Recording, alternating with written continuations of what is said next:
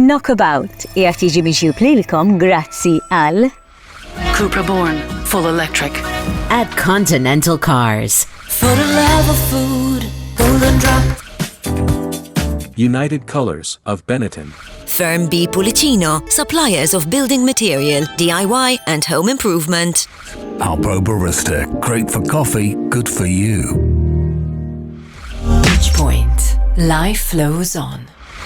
Merħba fis-Sqallija, il-gżira fejn it-tradizzjonijiet jiltaqgħu mal-art sabiex jipprovdu vibrazzjoni ta' tomiet. Illum ser nesploraw l-għeneb uniku li tipprovdi din il-gżira. Eru antiki jiltaqgħu mal-innovazzjonijiet. Ser nesploraw il-passjoni u d-dedikazzjoni ta' artiġana li jipproduċu l-imbit. Knockabout Sicilia jibda issa.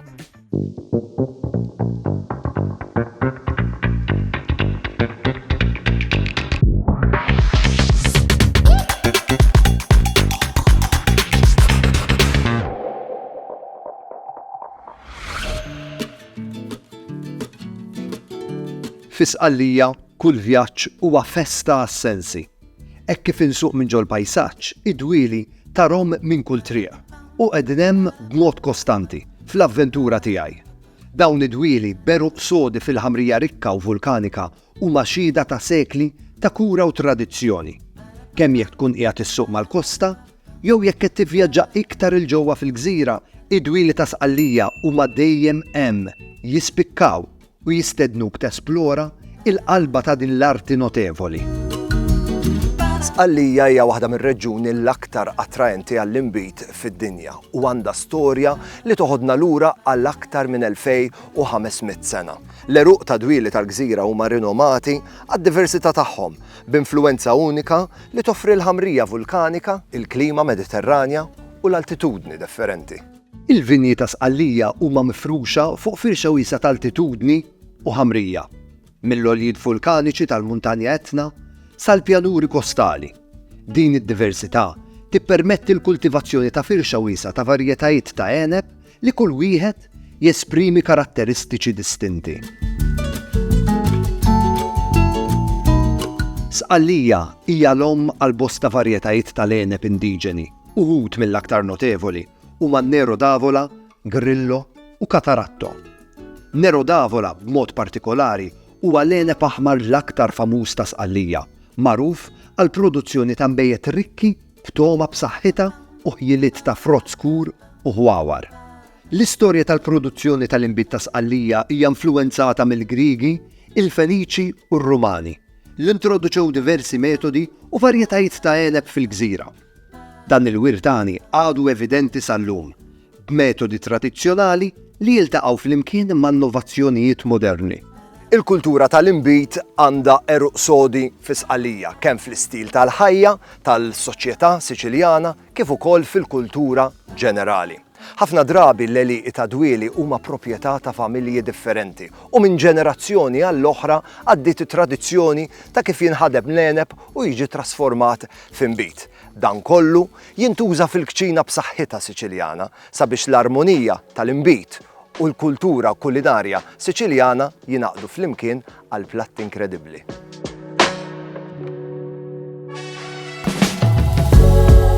Biex nesplora iktar l-arti u t-tradizzjoni tal-inbit, batti triq tiegħi fid-direzzjoni ta' Marzamemi. Ser insuq lejn il-kosta ta' Xlok ta' Sqallija. Jiena u insuq stajt ingawdi xeni mill-isbaħ tal-kampanja, mimlija bidwieli u għeliqi ta' siġar oħra. Din iż-żona hija magħrufa għar-rikkezza agrikola tagħha u hawnhekk tara meded kbar ta' art. Hekk kif nasal f'Marzamemi, jien ser inkun qiegħed nesperjenza x-xogħol siwi li jieħdu n-nies dedikati li jaħdmu direttament fid-dwieli. Qiegħed Marzamemi ħaniltaqa' mal-ħabib tiegħi Carlos Collo. Carlo magħruf għall-approċċ organiku tiegħu għall-produzzjoni tal-inbit. Huwa jenfasizza r-rispett lejn l-art li jikkultiva varjetajiet ta' għeneb Siċiljan indiġenu bl-użu ta' metodi tradizzjonali irfinuti tul sekli sħaħ. Id-dwieli ta' Carlos Collo jinsabu f'witt ta' 20 ettaru f'altitudni ta' 50 metru u ftit kilometri l-bogħod mill-Baħar Jonju, fuq art kemm xejn taflija u vulkanika. l-espożizzjoni eċċellenti għax-xemx u l-klima ħafifa, sħuna fis-sajf u ħafifa fix-xitwa huma ideali għal dawn id-dwieli. Il-melħ tal-baħar li jinġar mir-riħ jinġabar fuq l-għeneb, isaħħaħ it-toma u jħeġġeġ il-maturazzjoni tagħhom. Carlo u l-familja tiegħu jaħdmu s-sena kollha skont it-tradizzjoni tal-familja. B'dan il-mod jiksbu frott li jesprimi l-awtentiċità tat-territorju li fih jitkabbar l-għeneb. Għadni kemm tallimt li hawnhekk jintuża metodu konservattiv għat-trattament tal-ħamrija billi jitpoġġew ċereali fuq in-naħa ta' taħt ta' dawn ir-ringieli ta' dwieli sabiex irawmu il-ħamrija permezz ta' fertilizzazzjoni organika. Ħammorru għal waqfa żejra ta' riklami kif niġu lura ser ninkompli nitkellem ma' Carlo sabiex nitgħallem iktar dwar is-snajja ta' kif jinħadem l-għeneb. Knockabout jirringrazzja lil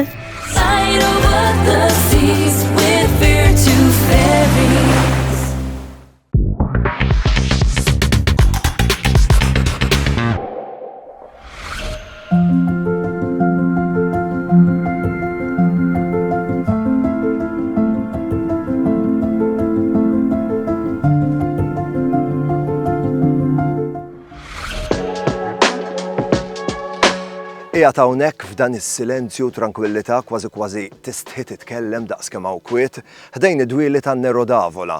Il-ħabib tiegħi Carlo beda jispjegali li l-istaġun tal-għeneb għall-2024, is-sena 2024 wasal kmieni.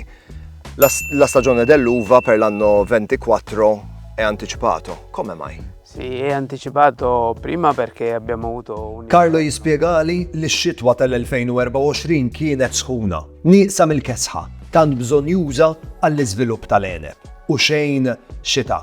Eventwalment is-sajf minn Ġunju ġab sħana eċċessiva bejn 30 u 35 grad. Carlo jispjegali li f'din iż-żona ilha sentejn ma tagħmel xita sew. Għalkemm implementaw sistema ta' irrigazzjoni din xorta waħda ma tistax titqabbel max-xita naturali. Is-sħana eċċessiva u nixfa qed jikkawżaw sfidi kbar.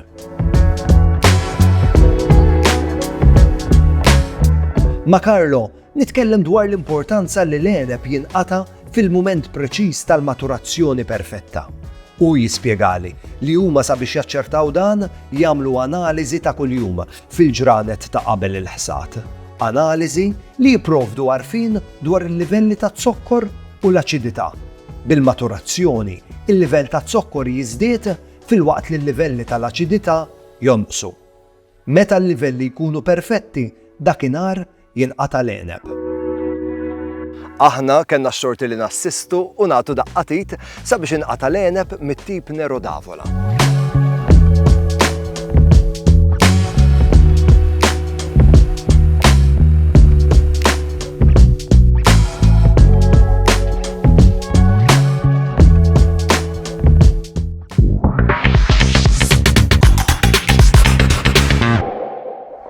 Knockabout qiegħed jiġi mixjub lilkom grazzi għal Cupra Born, full electric. At Continental Cars. If it's bacon, it's Fior di Vita. United Colors of Benetton. Firm B Pulicino, suppliers of building material, DIY and home improvement. Clipper. There's tea, then there's good tea.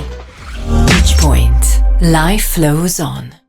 Knockabout qiegħed jiġi mixjub lilkom grazzi għal Cupra Born, full electric. At Continental Cars. United Colors of Benetton. Firm B Pulicino, suppliers of building material, DIY and home improvement. Discover a world of goodness at Good Earth. Beach Point. Life flows on.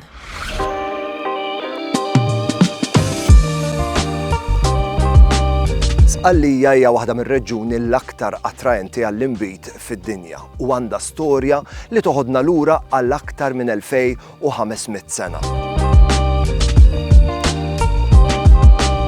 Qiegħed Marzamemi ħaniltaqa' mal-ħabib tiegħi Carlo Scollo. Carlo magħruf għall-approċċ organiku tiegħu għall-produzzjoni tal-inbit Huwa jenfasizza r-rispett lejn l-art li jikkultiva varjetajiet ta' għeneb Siċiljan indiġenu bl-użu ta' metodi tradizzjonali irfinuti tul sekli sħaħ.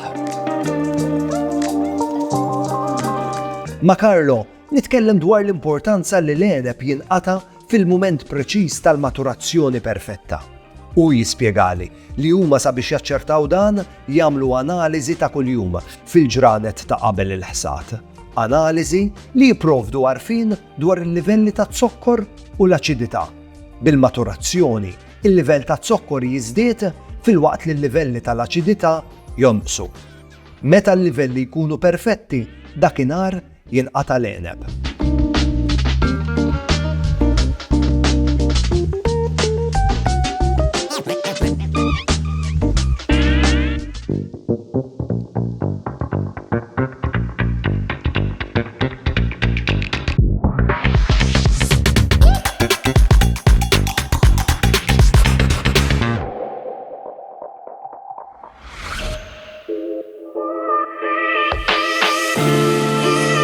Nero d'Avola hija l-aktar varjetà ta' għeneb aħmar komuni u importanti fil-Gżira. Magħrufa li ilha tiġi kkultivata sa mill-aħħar tas-seklu 16 u użata bħala nbit tat-taħlit sa minn tmiem is-seklu 20. Nero d'Avola hija dilja b'saħħitha u reżiljenti, f'ħamrija nieqfa u tagħti nbit b'saħħtu. L-inbit għandu aroma biħjil tal-ħwawar, l-kwirizzja u qronfol u frott aħmar bħal baqar, ċirasa, tut u passolina li kollha flimkien jagħtu toma unika, distinta u intensa. F'dawn id-dwieli jitkabru 4 tipi ta' għeneb li huma indiġeni għal dan ir-reġjun: in-Nero d'Avola, Cataratto, Grillo u Moscato Bianco. Jitkabru wkoll 3 tipi ta' għeneb internazzjonali: Syrah, Cabernet Franc u Chardonnay. Aħna kellna x-xorti li nassistu u nagħtu daqqatit sabiex inqata' l-għeneb mit-tip Nero d'Avola.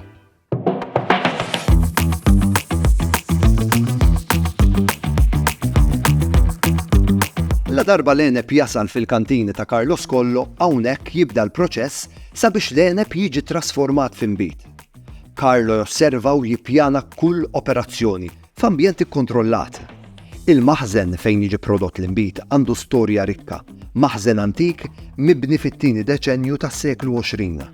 Hija ħaġa mill-isbaħ li din il-binja għadha tintuża għal funzjonijiet oriġinali sal-lum il-ġurnata.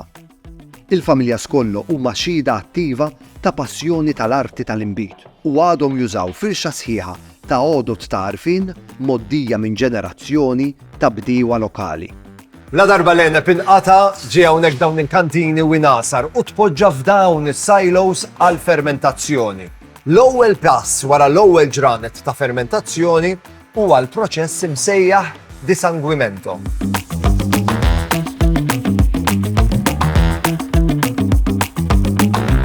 Carlo jispjegali li din il-fażi tal-produzzjoni hija msejħa żvinatura. L-għeneb li ntasar fil-ġranet ta' qabel tpoġġa ġo silos biex jiffermenta għal bejn 8 u 10 ijiem f'temperaturi kontrollati. La darba l-fermentazzjoni titlesta, jiġifieri t-zokkor ikun trasforma ruħu f'alkoħol, f'dak il-punt jiġu separati l-likwidu mill-qxur. Kif jinfetħu s-silos, l-ewwel ma joħroġ huwa l-likwidu, l-inbit. Eventwalment, il-qxur jinġarru għal ġodin il-pressa, sabiex delikatament jintasru l-qxur u jiġi estratt il-likwidu kollu, sabiex ma jinħelx inbit. Wara dan il-proċess jifdal biss xhur nixfa u żerrija li jirritornaw fl-eliqi bħala fermentazzjoni organika għad-dwieli ta' Carlo. Fidejja għandi l-ewwel likwidu wara ftit ġranet li l-għeneb inasar. Il-fermentazzjoni għadha fl-ewwel stadju tagħha u t-toma huwa differenti mill-prodott finali. Xogħol għaddej hawnhekk u għaddej ġmielu, nitkellem ma' Carlo nistqar li huwa minjera ta' informazzjoni. Nieħu gost nara lil Fabrizio li hija l-ġenerazzjoni l-ġdida li għandu l-istess passjoni u għarfien kbir u siewi fuq l-arti tal-inbit. Komplimenti Fabrizio. Ħamorru fażejra ta' riklami ejjew lura x'għandna iktar informazzjoni x'naqsmu magħhom. Knockabout jirringrazzja lil Side over the seas with virtue ferries.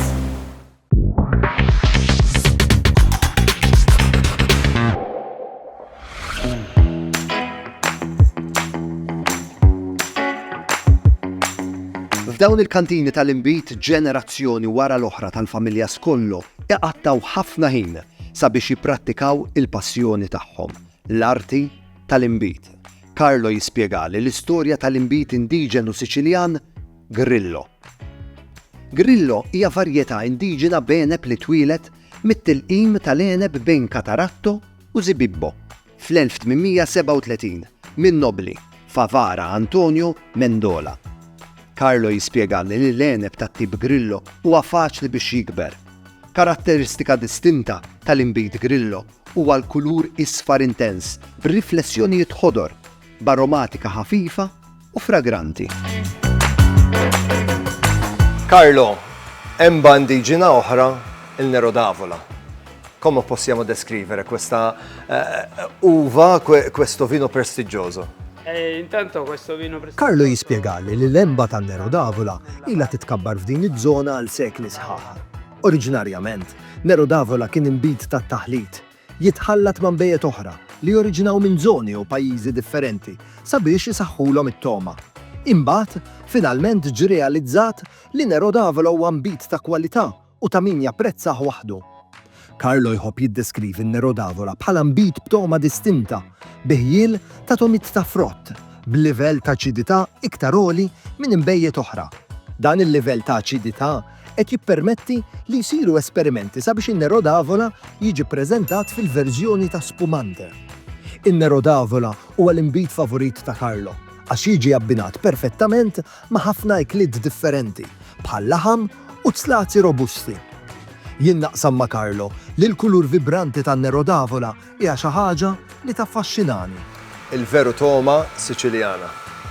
Grazie Carlo. Salute. Salute. Saħħa. Saħħa. Hekk kif inkompli nivvjaġġa u niskopri din il-ġmil ta' gżira ta' Sqallija, inkompli nifhem iktar dwar ir-rabta profonda li hawn bejn in-nies ta' din il-gżira u l-art. Hekk kif it-tradizzjonijiet jevolvu favur is-sostenibilità. Midwieli taħt ix-xemx sabiħa Siċiljana sal-fliexken maħduma bl-ikbar reqqa. Knockabout Sicilia jispiċċa hawnhekk. Niltaqgħu il-ġimgħa d-dieħla.